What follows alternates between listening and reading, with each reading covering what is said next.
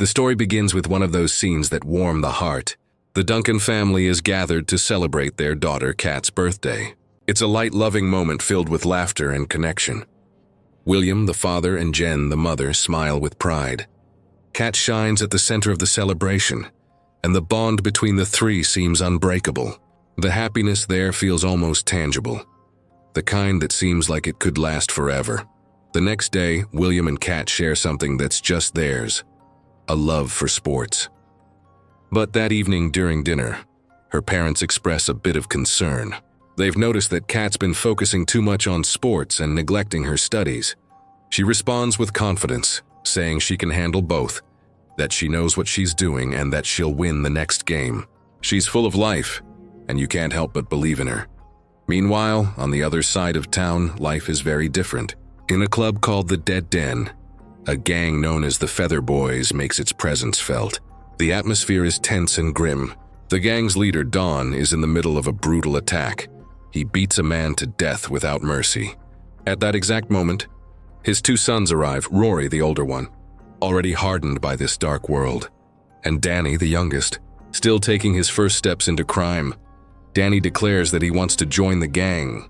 Don, like a father passing down the worst kind of legacy, hands him his first gun. With that single chilling gesture, Danny is initiated into a life with no way back. Meanwhile, for the Duncans, everything still seems normal. After a game, William and Kat decide to celebrate with tacos. When they arrive, William asks Kat to wait in the car while he goes inside to place their order. But what happens next changes everything. Without warning, the Feather Boys appear. Kat is violently pulled out of the car. She cries, begs, says she'll give them everything she has, but they don't care. It's time for Danny to prove his loyalty to the gang. And he doesn't hesitate. He points the gun and pulls the trigger. William hears the gunshot and runs in panic, but it's already too late. Kat is dead. The pain he feels in that moment is indescribable. The police arrive soon after and arrest the boy. But what is already tragic becomes even more revolting. Danny is sentenced to only 5 to 7 years in prison, a ridiculous punishment for such a cruel crime. And to make things worse, he never even admits to the murder. He claims that William attacked him during a fight, and with that, manages to get the father's testimony dismissed in court. William watches justice fail before his eyes. His grief turns into rage. And so he decides, if the law won't do what's right, he will. From that point on, William begins to follow Danny's every move, waiting for the right moment. One night, hidden inside a car, he sees Danny returning home. His heart races, his blood boils. A woman named Luna, a sex worker passing by, notices him sitting there and offers help, thinking he's in trouble. But he coldly refuses, never taking his eyes off his target. William accelerates and runs Danny over with full force. Then he steps out of the car, grabs a baseball bat, the very symbol of the love he once shared with Kat, and beats the boy to death. The sound of each blow echoes like an explosion of all the pain he's been holding inside. When it's over, William flees. He drives home, cleans the car, erases every trace. Inside, he finds Jen watching an old family video. Her eyes shine with longing. They barely exchange words. He goes straight to the bathroom, and there, in the silence, what he's done hits him like a wave. He's crossed a line he can never return from. The pain of loss now mixes with the weight of guilt. Meanwhile, the gang begins to stir. Don, the leader, receives the news of Danny's death. Rory, still trying to keep things under control, delivers the money he's made on the streets. But grief turns to fury. Vengeance is now their priority. The police begin investigating and visit William. A detective adds him to the list of suspects. William denies any involvement. Jen defends him, saying he was home that night. But once the officers leave, tension fills the room. Jen begins to suspect the truth. They argue, both broken, lost, consumed by grief, worry. Determined to avenge his brother, gets a lead thanks to Luna. He learns that William was the one who killed Danny. He and Henley, another gang member, track William down to a small cafe, where he's quietly working on his laptop. They try to catch him off guard, but William reacts fast. He grapples with Henley, overpowers him, and manages to escape. He calls the police right after, but Rory slips away as if nothing happened. William feels the storm closing in. He reinforces the house, locks the windows, changes routines. Tim, a police officer and old friend, shows up. He admits he suspects William might be involved in Danny's murder, but instead of judging him, he understands the pain and the situation. He decides to help, posting a patrol car outside the house to prevent the worst. Meanwhile, in the city's underworld, a man named Dante shows up at an illegal chop shop, trading a stolen car for a cache of weapons. The atmosphere is one of war. That night, William opens up to Jen. He tells her everything. He confesses that he killed Danny, that he did it for Kat.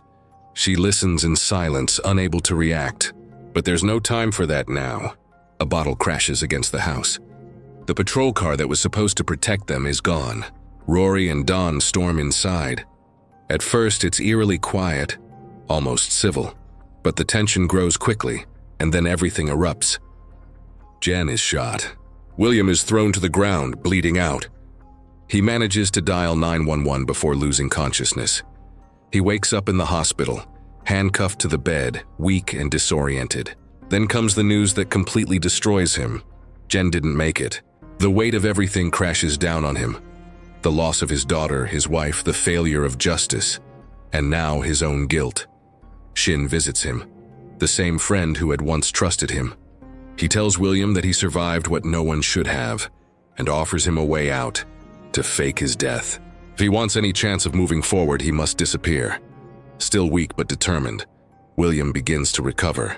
He relearns how to walk, gathers his remaining strength because now, more than ever, he has a plan. He knows he can't run from pain forever, but right now he needs to escape.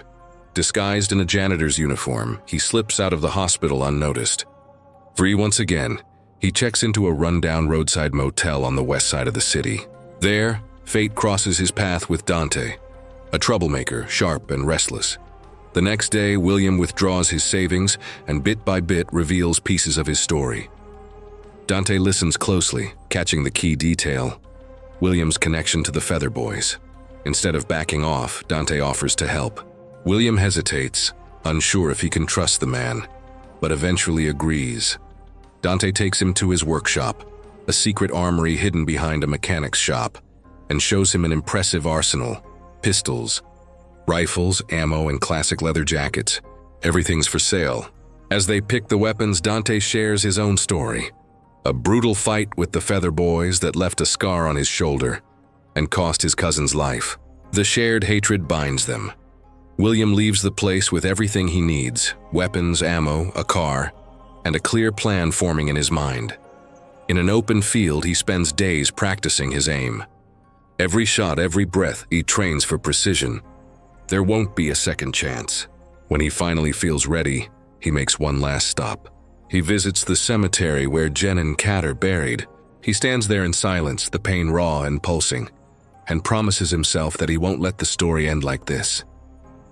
That night, William drives to Zeke's house, one of Rory's right-hand men. He breaks in quietly. Zeke is distracted playing video games, completely unaware. Without hesitation, William attacks. A brutal fight breaks out. Zeke is bigger and stronger, but William has something more: a thirst for justice. When he finally overpowers Zeke, the man begs for mercy, saying he has a daughter. But William's heart has no room left for pity, and with that, another one falls. Hours later, the police find the body. The city's tension skyrockets. Shin visits Don's bar for a serious talk. He warns Don and Rory that their war with William is far from over, that they're digging their own graves. But the Feather Boys don't listen. They continue the hunt, blind to the warning. William, on the other hand, starts doubting Shin. Seeing his friend coming out of the gang's hideout lights a fire of suspicion. He feels betrayed and, driven by rage, follows Shin home. Armed with a police pistol, he confronts his old ally. Inside the house, the two argue. William accuses Shin of betraying his own community, of letting the Feather Boys run everything. Shin admits that the system is broken, that the law's hands are tied. But that's not enough to calm William down. He made it clear: if you try to stop me, I won't hesitate. Before leaving, he promised he would turn himself in, but only after finishing everything. Donnie, feeling the pressure closing in, ordered Rory to take William out once and for all. But what they didn't know was that William was already one step ahead. Hidden in a car outside the club, pretending to be drunk, he waited. When a guard came over to check on him, William silently neutralized him and slipped inside, heading straight for Don's office. The sudden entrance caught Don completely off guard. The man who had destroyed so many lives now stood face to face with his own reckoning. William, calm and deliberate, spoke about what it felt like to kill for the first time. The emptiness, the absence of emotion. He asked Don if he'd felt the same when he murdered Jen, but there was no remorse in the man's eyes, only contempt. And then William pulled the trigger. The gunshot echoed through the club. Screams erupted. Panic and chaos spread. William grabbed Don's phone and called Rory. His voice was cold, steady. "Your father's dead." Rory said nothing. No tears, no anger, just silence. He returned to the club with his men and found his father's body. But his focus quickly shifted. William was still inside. Suddenly his voice came through the club's sound system, taunting the Feather Boys. The tables had turned. The hunt began inside the club. William, aware that he was outnumbered, tried to speak, to negotiate. But there was no deal to be made. A brutal gunfight broke out. In the chaos, William managed to wound one of Rory's men. To his surprise, Rory ordered his own ally executed without hesitation. Bleeding from a shoulder wound, William escaped through a stairwell, barely clinging to consciousness. Still, he managed to drive back to the motel. Dante, noticing his condition, rushed upstairs to help treat the wound. Meanwhile, Luna, working undercover, called Rory and gave away William's location. Minutes later, the gang arrived. Rory asked the clerk which room William was in. When the man couldn't answer, Rory shot him dead on the spot. Then he and his men waited outside, surrounding the building. Dante peeked through the window. They were trapped. They had to act fast. William took position and opened fire. The gang pulled back under heavy fire, giving the two a narrow window to escape.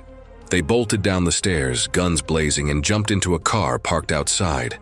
Night had fallen, and with it came another round of violence. The chase turned into a full-blown shootout on the streets.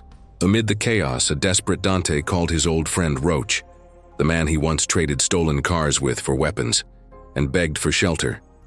They made it to Roach's garage, where they were met by his crew, all heavily armed.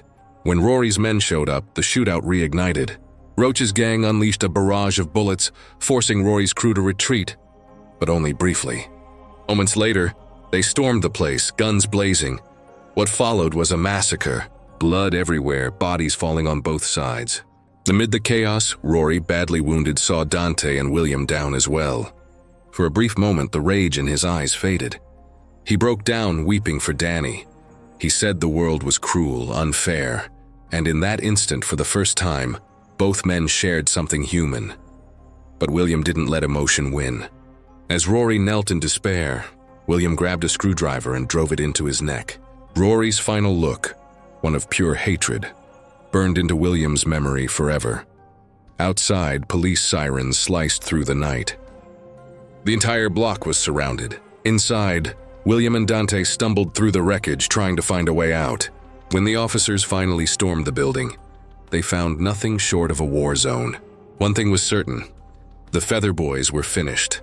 In the end, William limped out, broken and bleeding, ready to surrender. But his body had reached its limit.